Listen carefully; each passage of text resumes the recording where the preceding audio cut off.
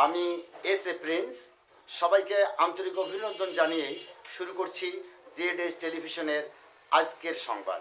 প্রায় 40 বছর পর জোরপূর্বক জমি দখলের চেষ্টায় রংপুরের বদরগঞ্জ উপজেলার কাশীগঞ্জে মুকুল ভরা আমের বাগান কেটে ফেলেছে জবরদখলকারীরা।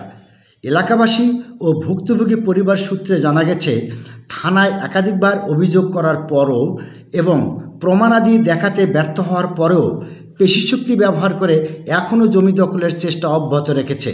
তারা এখনও মূল মালিকের পরিবারকে প্রাণনাশের হুমকি সহ নানান ভয়ভীতি দেখিয়ে যাচ্ছে। কারা দখল করতেছে? এটা আসছে দখল করতে ওই পাশে মহবুল মাহবুব ওকসেদ কেন রবিউল। কেন? আমার বাবা জমি এসলো দাঁত না সেই জমি বিক্রি করছে, আমার নন্দিয়ে এনেছে, নন্দিয়ে বিক্রি করছে, আমার স্বামী নেছে। এখন হুট করিয়ে বৃহস্পতিবার দিনে আমার স্বামীরে আমার ছেলেরা সবাই ব্যবসা করে।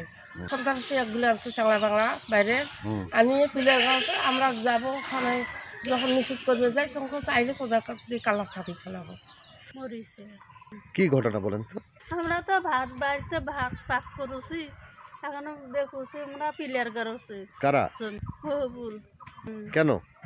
তোমরা বলে জমি বলে পাবে। এই জমিটি এতদিন যাবত কারা ভোগ? ওই যে জিয়ারুল ভাইদিন খাইছে, সেই কথা কি জিয়ারুল ভোগ করে খাইছে। এলাকাবাসী ও ভুক্তভোগী পরিবারের দাবি, সুষ্ঠু তদন্ত সাপেক্ষে ন্যায় বিচার প্রতিষ্ঠিত হোক। News desk, ZS television.